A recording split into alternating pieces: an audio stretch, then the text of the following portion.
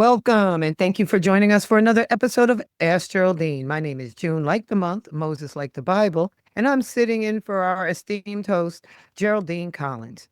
This show is designed to familiarize you of the different types of housing you live in and help you keep abreast of local and national housing advocacy.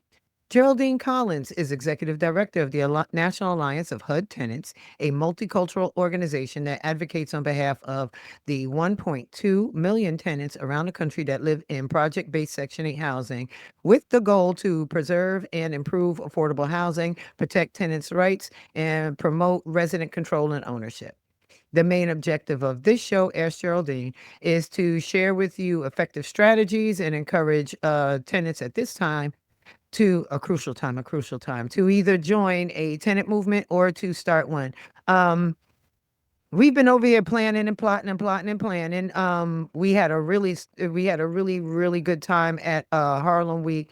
The entire WHCR family was out there. There was dancing, there was singing. We had a clean bathroom. It was wonderful. Thank you, WCHR and City College for making sure we had a nice spread breakfast and lunch both days. It was a ball, and hopefully when y'all come back to 135th Street next year, uh, resident room will be open for you. So we've been resting because that was a party, and we've also been, as I said, plotting and planning. So today, because she's been off plotting and planning, guess who's back? Kim Johnson. Kim Johnson is here. She's going to give us a federal update. Kim, if you could take it away. Go ahead, sis. I Good got you, Miss morning. Good June. afternoon. Good evening. Good afternoon, good morning, whatever time it is that you're listening to this, I am happy to be here with you. I'm Kim Johnson. I'm the Senior Policy Director with the National Low Income Housing Coalition. Always a pleasure to be here with you, Miss June, Miss Jerry, to provide some important federal updates to your listeners. Thank you. Thank you so much. So I feel like we say this at the beginning of every show, but yes, a lot is going on. And for the other show I work on, Sunday Civics, a lot of our focus has been, for the end of our last season was, get in, we're going local, right? But Kim is here to explain to us about the big umbrella that all the rest of us is under, which is the federal government, such as it is right now.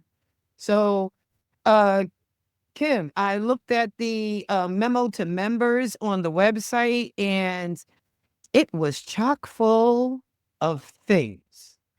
Um, when folks go to the website, you can really delve into all the who struck John of it all. But what is the one thing that has come up, say, within the past 2 weeks that you think is like fire on pants that we need to know, like right now, so we can possibly take action? Ooh, just the one thing. So just for your listeners' reference to at my organization's website, nlihc.org, we have a weekly memo to members and partners where we publish the latest updates from Capitol Hill, along with resources that have been, come out from our partners on the research team or in other organizations. We also highlight state and local advocacy wins too, or, sometimes not wins, as the case may be. But it is a great resource for information about what's going on in case, you want to tune in and get your information from someone other than me. But, Miss June, to your point, there has been a lot going on federally. Rather than picking one thing, I'm going to pick two things to hone in on. First, let's talk a little bit about some of the federal actions that have been going on as far as responding to homelessness and the executive order around the executive order ending crime and disorder on America's streets. So a few things that executive order proposes. It attacks housing first, which we know is the most effective way to address homelessness. Housing first, for those who don't know, is the radical idea that the best way to address the needs of people experiencing homelessness is to give them a home first, along with supportive services when needed for long-term stability. That has historically enjoyed bipartisan support. It is backed by decades of research as to its effectiveness and its cost effectiveness too. It is a lot less expensive to provide somebody a home and services than it is to incarcerate them. And so this executive order would essentially instruct HUD and other federal agencies to redirect how they are deciding who gets grant money, to put federal money towards programs that target the criminalization of people experiencing homelessness, including, or communities that enact things like camping bans or other measures that punish people experiencing homelessness for doing the things that they need to do to stay alive in public spaces, like sleeping or giving out food, other things like that. This executive order also calls for the forced institutionalization of people experiencing homelessness with severe mental illness or people who are struggling with substance use disorder. We know again from the past that forced institutionalization of people struggling with mental illness does not help. Forced institutionalization of people struggling with substance use disorder does not help them uh, attain and maintain sobriety. And so this is an executive order, and I think it's important to note that this is something that um, executive orders are not self-executing, which means just because this has been proposed does not mean this is the law of the land or the rule of the land yet. It is up to those federal agencies that have been basically tagged in that executive order to come out with rules and guidance for how to implement executive orders. And so until service providers start seeing those rules come into place, start seeing those grant applications change, the kind of order of the day for folks is not to pre-comply until you have to comply. So essentially continue on with business as usual until you're met with, oh, this is a new regulation or a new rule that is being actualized by the administration in order to carry out this executive order. So that is one thing I wanted to flag. We're seeing, and I'm based in Washington, D.C., we've seen the federalization of the police force in D.C. We've seen additional kind of collaboration between the local police force and the Department of Homeland Security, including Immigration and Customs Enforcement, and just a lot of a very heavily militarized presence in the streets of our communities that really just serves to scare people more than anything. Um, and so that's one thing that I want to flag. We do know that the administration is looking towards similar actions in other communities, including Los Angeles and Chicago. And so there still remains a lot to come next. But I did want to flag that for folks so that they're aware and that they're tapping into community resources in order to make sure that they're safe and that their neighbors are safe as well. No, thank you for that. I think with some people, some might have, because it's so overwhelming every single day, the stuff that it's like a waterfall and it's not washing over you like a fun video you see on the internet. It's like getting ready to knock you off the cliff and you know nothing good is going to happen. But it's good to point out that an executive order isn't law. I like the way you framed it around DC because DC is a special animal when it comes to all 50 states. It's not a state. So their local officials had but so much room to say push back or whatever. But where you are, like I just said, we're all about going local at this time, ensure that you start to either create or build or strengthen your relationships with your local leaders. Everything from your district leader, because we're here in Harlem, we got the district leader. You need to make sure that your city council person is aware, your state representatives, even up to the mayor, because as a citizen, as a constituent, it's also we got to lean into our jobs a little bit more now and actually reach out to these folks who represent us. Let them know what you need as opposed to them giving you what they think you need. So it's a great time to build out those relationships now, those local relationships. I remember you saying you had two things now there, Miss Kim. So what's the other one? Is it going to blow my head off? I hope not. So the other thing that I wanted to flag for folks is that we are running up on the end of fiscal year 2025. So the federal government is funded on a fiscal year that lasts from October 1st of one year to September 30th of the following year. So that means we're looking at a September 30th deadline for the end of fiscal year 2025, and October 1st is the beginning of fiscal year 2026. Now, why that matters is the federal government needs to pass a new federal budget by the beginning of a new fiscal year, so by October 1st. Where they are now, they're nowhere close to passing a final budget, and so we are likely looking at what is known as a continuing resolution, or a CR. And a CR takes the funding that's already been appropriated by Congress, provided by Congress, and essentially just extends it for a specified period of time.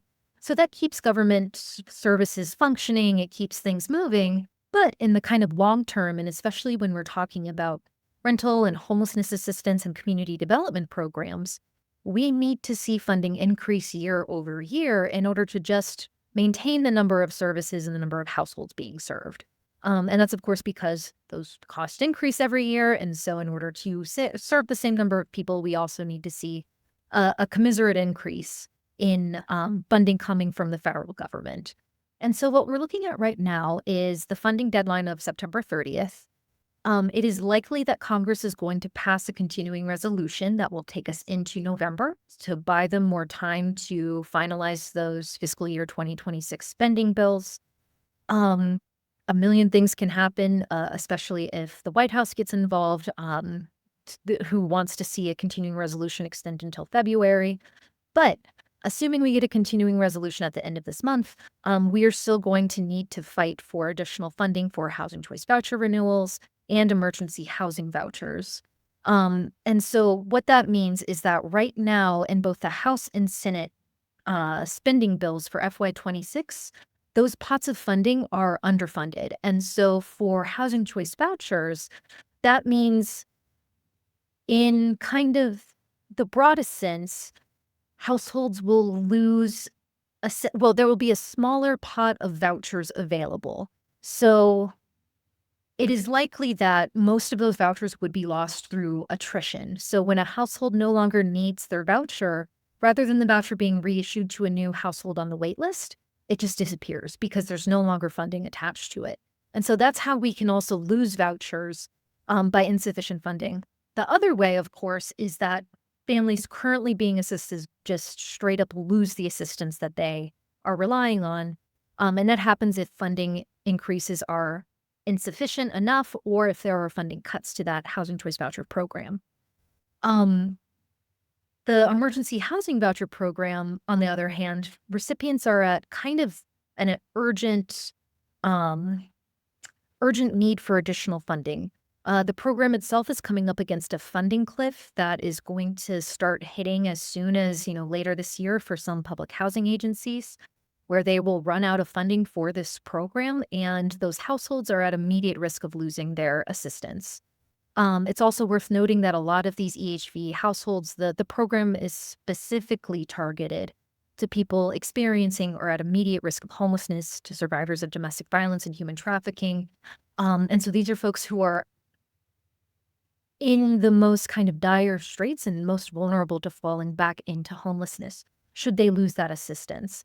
And so, again, Ms. June, to your point, calling your representatives, calling your members, especially in the great state of New York, letting Chuck Schumer know that we need additional funding for these vouchers is all very, very helpful. And also to your point, too, as folks are building those relationships with their state and local lawmakers, see if those state and local lawmakers will also talk to their federal counterparts about the necessity of the resources that you need in your communities. So having both that kind of local voice, the constituents of federal elected officials, as well as state and local electeds can, I think, help reinforce that messaging and ensure that federal lawmakers are hearing that from multiple sources.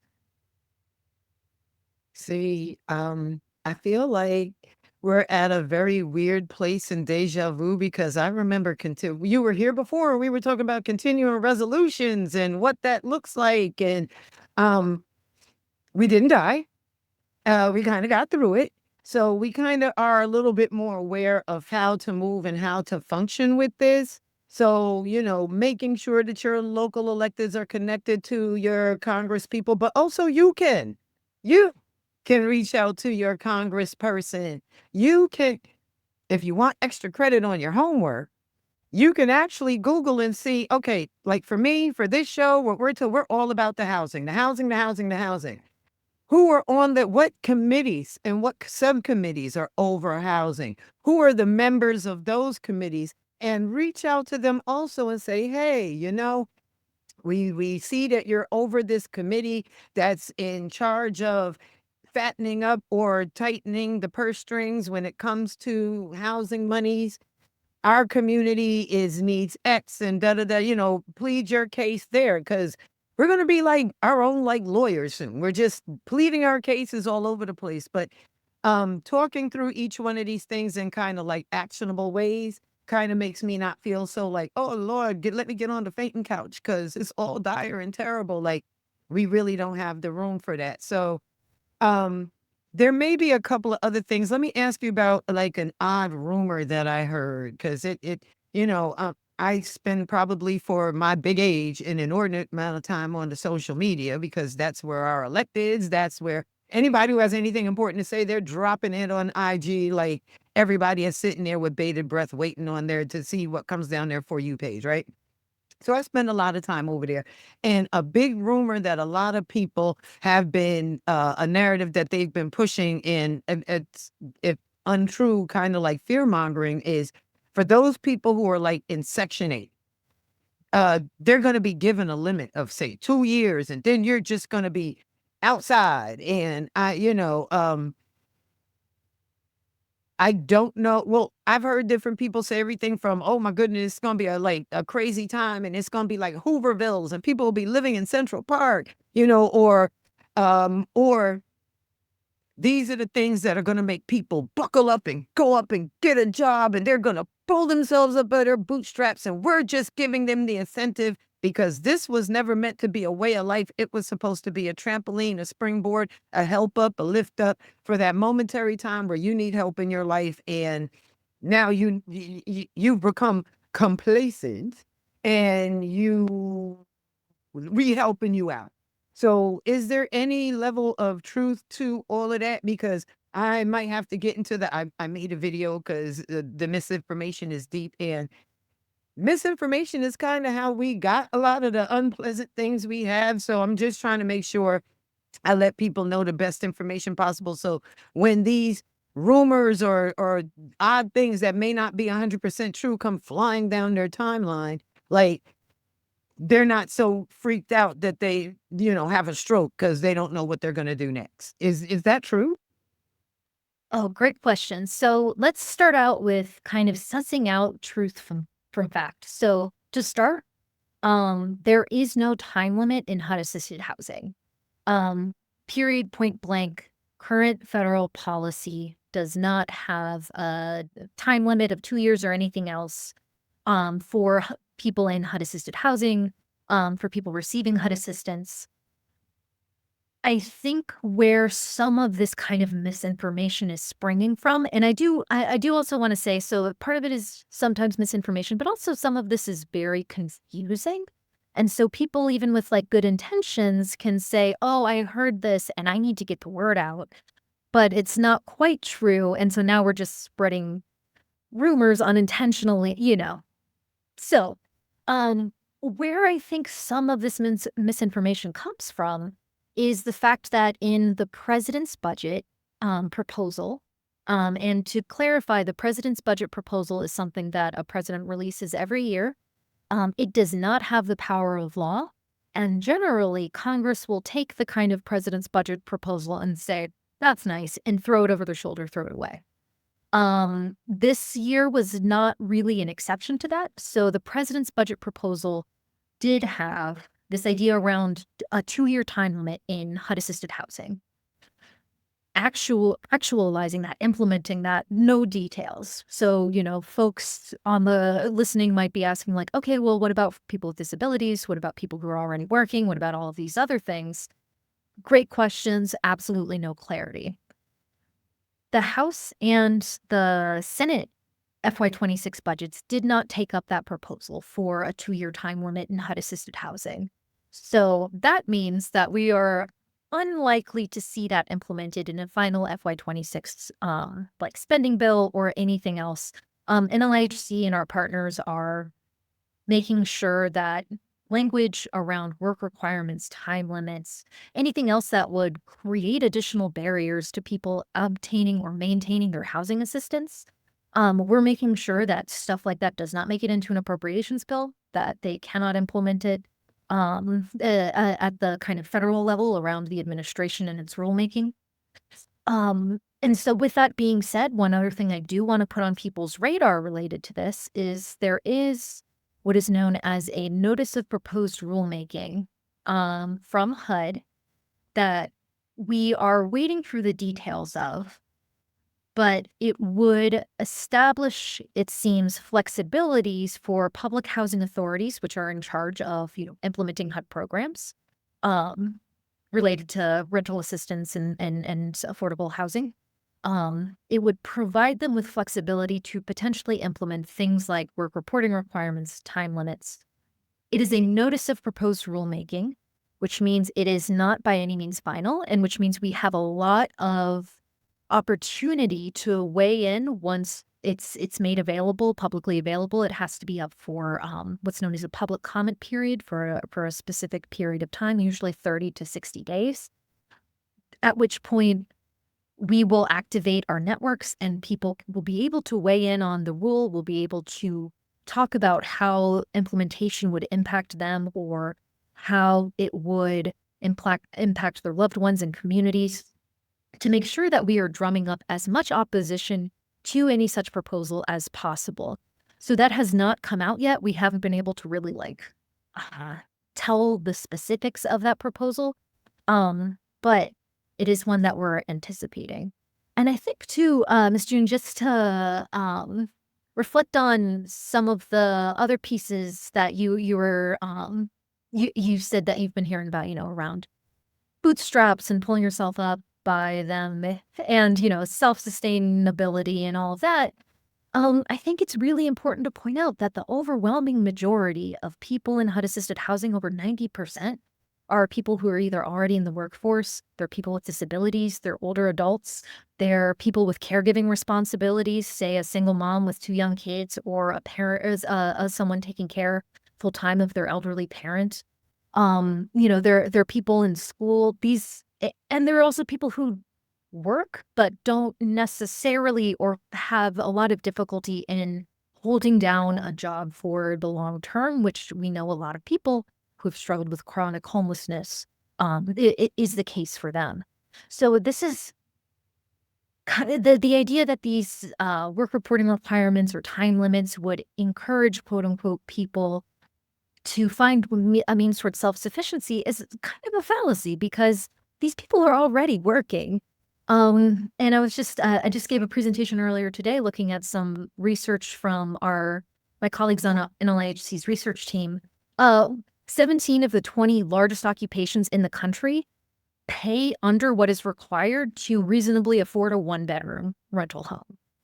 So if it feels like, you're working all of the time and you are still struggling to make ends meet, it's not you.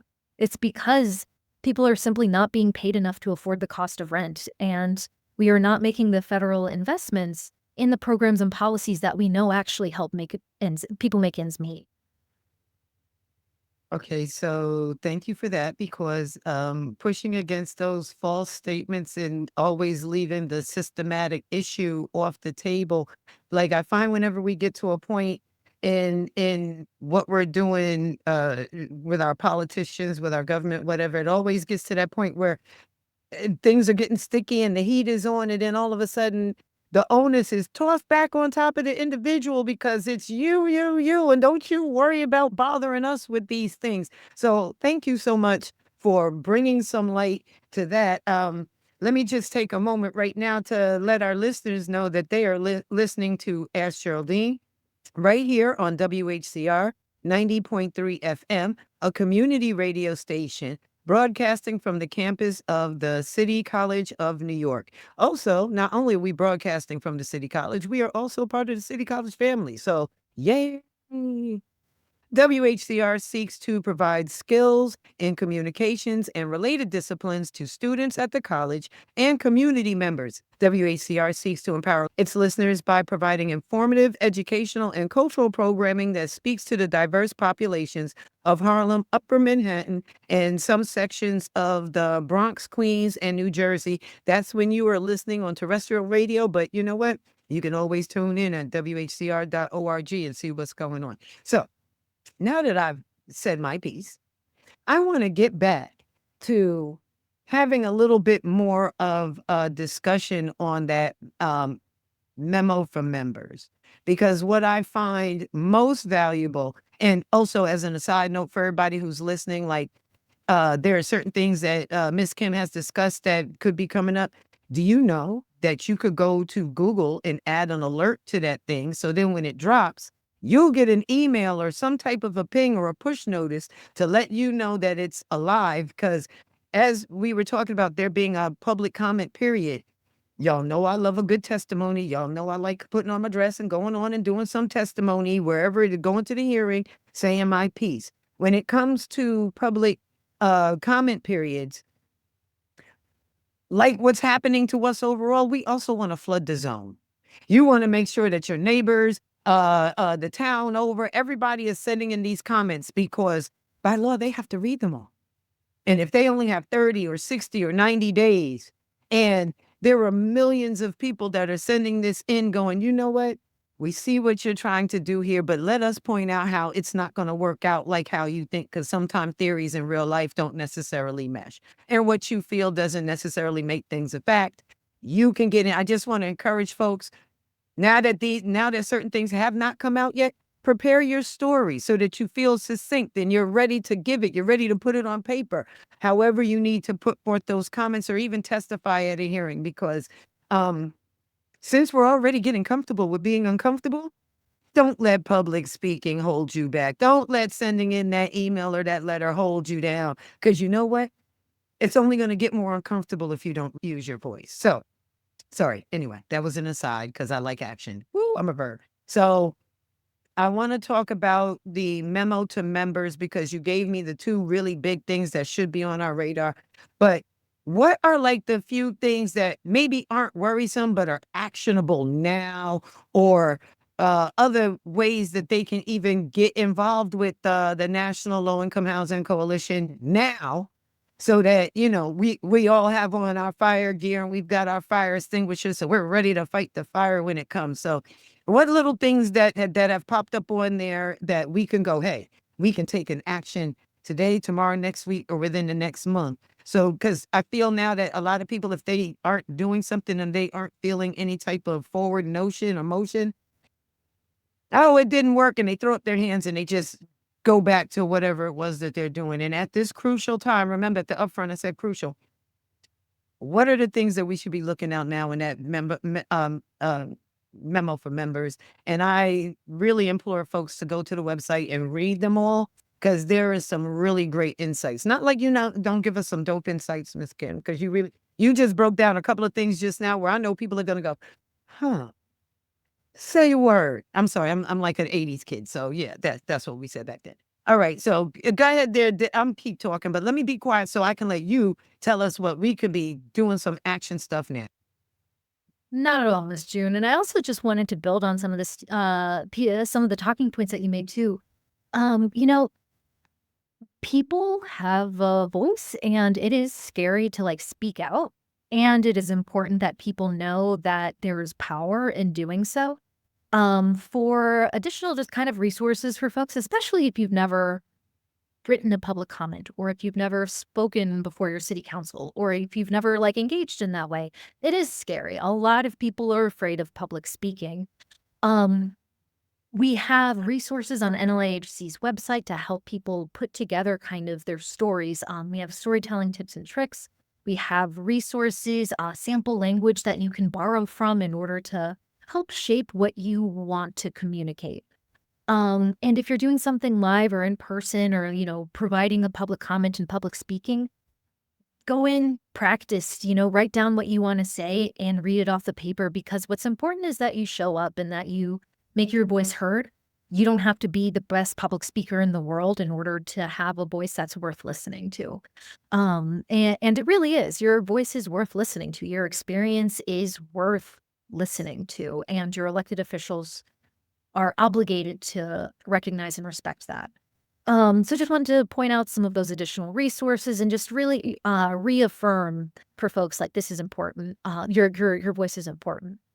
Um, Additionally, too, to your point, Miss June, about flooding the zone, during the first administration, we saw a proposed rule that came out, and we were able to flood the zone with over 30,000 comments from people. And it sufficiently tied up the administration so that they were not ultimately able to implement that rule because they had 30,000 comments to have to read and go through. And if, that legally they have to read those comments, they have to read all of the unique comments. So, as much as the idea of kind of, spam botting a good public comment feels like a good idea, if they're all the same thing, they're all going to get looped into one comment. And so it doesn't count. So all those, activating your neighbors, your community, to provide those kind of unique comments is going to be so important. But yeah, it really can make a difference in stalling the administration's ability to move forward on some of these rules and in holding the administration accountable, because if they do not take into consideration the comments that have been left, then that also opens them up to potential litigation, which is another way of slowing down the process. And so, sometimes when there's not a lot of room for offensive wins, you gotta work on the defense, and sometimes defense just looks like stalling things as long as you can. So, I'll just say that too. Um, Gosh, so what else is going on to make folks aware of so that they're prepared? Um, let's see. We talked a little bit about that notice of proposed rulemaking around work requirements and time limits. There's another one we're keeping an eye out on mixed status families. So essentially, and this was actually the proposed rule back in 2019 that we were able to stall, but the mixed status rule under current policy, families with mixed immigration status, and so that can look like a family, say, of 4 in which one parent is ineligible for HUD assistance based on their immigration status. That can mean that they're undocumented, but there are also a lot of reasons that someone might not be eligible for HUD assistance based on their immigration status. That's not just that they are undocumented. But say it's a family of 4 in which one parent is ineligible for assistance based on their immigration status, they'll receive assistance as if they're a family of 3. So that person is not included in their calculation for rent, and the family has to make up the difference by paying out of their own pockets the full cost of rent. So no HUD assistance is actually going towards people, towards immigrants without, status to get HUD assistance. But they are still allowed to live with their families because that is important, right? And so this mixed status rule that the administration is proposing will likely say that mixed status families are no longer eligible for HUD assistance. And so those families will need to either decide, okay, do we give up the assistance that we rely on to keep a roof over our heads? Do we, move? Or do we ask, a family member to leave? So a very, very much an impossible decision for families to have to make, that also carries with it consequences along the lines of, evictions, increased housing instability and homelessness, and the potential for, families to have to break up, which is an affront to what we know to be, the supposed sanctity of the family unit. So that is another piece that I just wanted to flag for folks that is on our radar. Again, we're going to have resources available in a campaign actually around commenting on that mixed status rule. But that is another big kind of piece of what we're looking at right now. See, so you just did another 2 things that I wanna really reinforce and, you know, really just really make sure that it's clear. When is commenting time? When stuff like that, like AARP and other people, they'll put together like a blurb of, reach out to your congressman and, you can utilize this template for this letter. And like Miss Kim just said, like if they get too many of that looks like the same, then they're going to bundle that into one and try and discount those all same voices. Now, are we used to shenanigans kind of? Yeah, in a way. So yeah. So use those things as a template, but never be afraid to dress it up as your own. You know what I'm saying? Like if the person who you are where you are and you don't want to lose what you have because you've experienced homelessness, like your story might be different than the person who lives with the family that have mixed status. So their story, even though it might start off the same or look the same, when you get down to the meat and bones of it, you really want to make these statements your own because 35,000 responses is great. But let's like shoot for 50 every single time something pops up, regardless where it is. Make your voice heard because that's quite important. So thank you very much for making sure that folks know because in the age of AI and learning language models, they'll pop a prompt in, and at this point, we don't know if it's gonna spit out the same thing for everybody. We don't know, but we want to avoid that, so you really wanna, dig into that. Um, I completely zoned out on the last thing because I have, like, at least 2 more questions that I think are important because what I like about when you and I sit and chit chat is not only is it actionable, but you give us a little bit of the civics behind the thing, and what I found is, not having a civic understanding and understanding our job as citizens, and yes, y'all, I know you think that if once you voted, it's enough, and they need to deliver your pony to your door, and they should have given you the thing, and you shouldn't have had to reiterate it. Unfortunately, that's not how this game works. You got to be on the field. You got to get in the game. You got to be a part of everything that is happening. You may not be a part of all of it, but you need to be knowing what's going on, and you have to get active. It's much more than election day. It's far beyond that. And engaging in these different ways may be new to you, but they're kind of not. And I want folks to pull it out of the big scary. I'm trying to, tell the government how I feel. Let's take it to the corner store, right? So if you went into the corner store and you noticed that the same group of chips were there and to the point where they've got dust on them, but today you're hungry. So you say, hey, I want to get this bag, even though it has dust on it. And they're still trying to charge you full price. And you know that it's been there this whole time. You would have no issue with using your voice to say that, hey, you're not going to charge me full price for a thing that's been on the shelf and has dust. Where's the manager? Even though in the corner store there's no manager, that's probably the manager, owner, and all the things all together. But still, think about the places where you're not afraid to use your voice and just superimpose that on this thing that could be scary and foreign to you because it shouldn't be. The government is your government. And even with everything feeling like it's falling down around us, as long as you're active, what you can do in those moments as you're taking these present civic actions is reimagining what it could look like and what it can be. And in that reimagining, you can also add that. Like, I don't like what you're doing. And I think you should do why. Why? Because, no one can be like, oh, well, Miss June just says no to everything. For those of us who are a little advanced, like a little touch of nuance, not just what you don't want or what's not going to serve you, place in there what can serve you, what will help you, what will help your community. Because uh, if you don't talk to them, how can they represent you? You have to you have to talk to them. Now, I guess, we've been talking, we've been here for a few minutes. I got to add on some music and do some other things. And although we could do this for hours on end, because just from the front page of you all's website, we could just pick topics and be doing this for 10 years.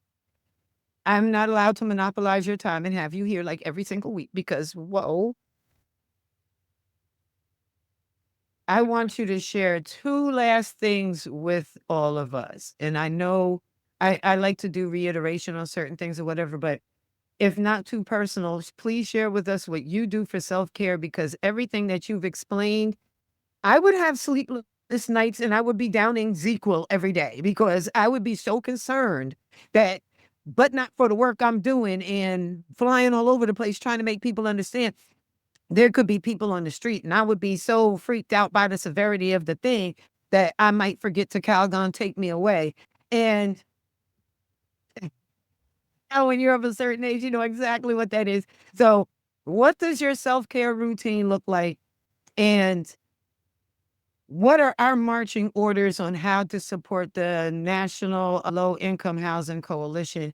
Because you guys have been around for a long time. It's a good group, but you know, some breaths of fresh air will help to blow into this tide, create that wave that will lift all boats, if that analogy makes sense. Or I hope I don't sound crazy. But anyway, yes, Miss Kim, how do you make sure that you don't go a crazy? So first of all, I could stay on this call and talk to you all day, Miss June, obviously. I will say too, just like again, picking back off of what you were telling your listeners earlier, talking to elected officials, whether state, local, or federal, is inherently kind of intimidating. But I cannot emphasize enough that you are the experts in the room. You are the people who are actually living these programs, who understand the ins and outs of it. And to be frank, a lot of these people don't. Like, they really don't. And so having your voice in the room, your voice is valuable and should be respected. And no matter who you are speaking to, when you are sharing your story, when you are talking about your experience, they should treat you with respect and dignity that you deserve. So just also wanted to say that. I know that, elected officials are a whole kind of like group unto themselves as far as, talking to them goes. But really, you are the experts in the room, and you are the ones who are bringing them the important information about what you and your communities need.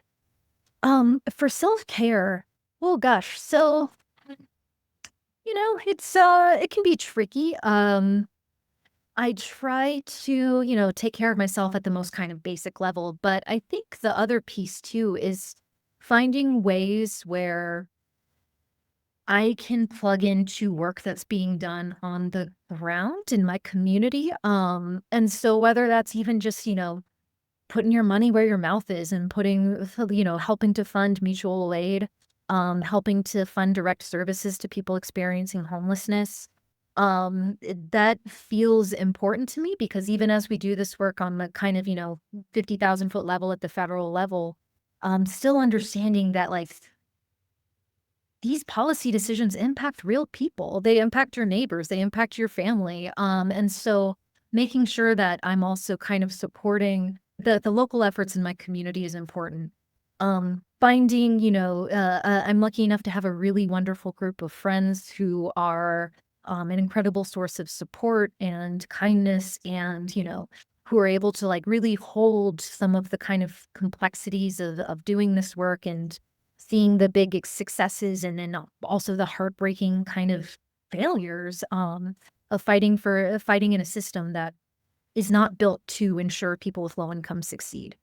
Um, yeah, and I would encourage folks, to do the same. Get connected to people who care about you. Do things that bring you joy, whether that's just taking a walk when you're feeling stressed out or making sure that you get a good night of sleep or, any of the other little million little things that make you feel seen as a full person. Um, so that kind of recognition too is important, and recognizing yourself as a full person, not just a work robot, somebody who has needs and wants outside of that, who also is deserving of fulfilling those. Um, and then the last kind of take action point for NLHC. So I do want to point out, we do have membership available, and I believe membership for low income residents can be free. I think it's a sliding scale. Um, and it's a great way to be not only plugged into our work, but we also have opportunities like we have a policy advisory committee that is specific to our members. And so those are great opportunities for us to hear from you all about what do we need to be doing on the federal level to advocate better for your communities and so that our policy priorities accurately reflect your needs. So that is one way of getting involved. It's also a good way, or, even if you don't want to like be a member, you can also subscribe to, the memo to members and partners, which is a good way of just being plugged into what's going on. Um, yeah, and we have a lot of other wonderful colleagues too at places like the National Alliance to End Homelessness and the National Housing Law Project, who are also really publishing wonderful resources for folks to help make sense of what's going on at the federal level at a time when there's so much confusion. See, I like being able to straighten out things and not be confused. And I don't want to run around on my feelings because my feelings aren't fact. And what we all just learned, y'all, is that self care for Miss Kim Johnson is helping other people. Like that is that's the main self care. And I'm not mad at it because I kind of do that too. Sometimes I'm like, wait, hey, do they even make Calgon anymore? But I can always make sure I help someone. You know what I'm saying? So Right. this has been a pleasure. Thank you very much. I feel like we've done a slew of marching orders. I want folks to know that even though some of these things can feel not right or uncomfortable, it's okay to get comfortable with that uncomfortability and continue to take action because everybody's banking on you just going to watch Netflix and just letting it happen to you. So, Kim Johnson, thank you very much for offering your time and giving us a great update and a lot of action items. And we can all use helping others as a way of self-care because those kind of good vibes into the atmosphere might, hey, it won't hurt. You know what I'm saying? So thank you so much for taking out the time.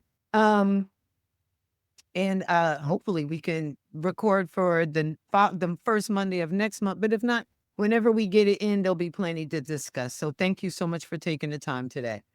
It's always my pleasure, Miss June. And folks can feel free to reach out to me. My email is kjohnson@nlihc.org. That's kjohnson@nlihc.org. It's always a pleasure, Miss June. Always a pleasure to be here with you all to speak with your listeners. And I look forward to coming back. You've been listening to Ask Geraldine here on WHCR 90.3 FM. Thank you so much, Kim Johnson, for stopping by and giving us our monthly update on what's going on down on the Hill, down in DC. And thanks for giving us some strategies and some ways to think through a lot of the issues that we're looking at now without running around like hairs on fire. Be sure to check out the website, National Low Income Housing Coalition. They have a website, nlihc.org, or send Kim an email at kjohnson@nlihc.org. And if you have any additional questions that you want to ask Geraldine Collins, you can reach her at ms.gerri3@yahoo.com. Again, that is ms.gerri3@yahoo.com. My email is mosesjuna@hotmail.com. So tune in next Monday right here on WHCR 90.3 FM. Me and Geraldine will pop in and do some more talking about housing because, as you just heard from this episode, there's a lot of different things coming down the pipeline, and we just want to make sure that we're prepped and ready to go. Also, keep in mind staying civically engaged with your local leaders. Very important at this time. This show is usually produced by Geraldine Collins, but this time it's me and I'm editing. So until next time, peace, love, and blessings. Ciao for now.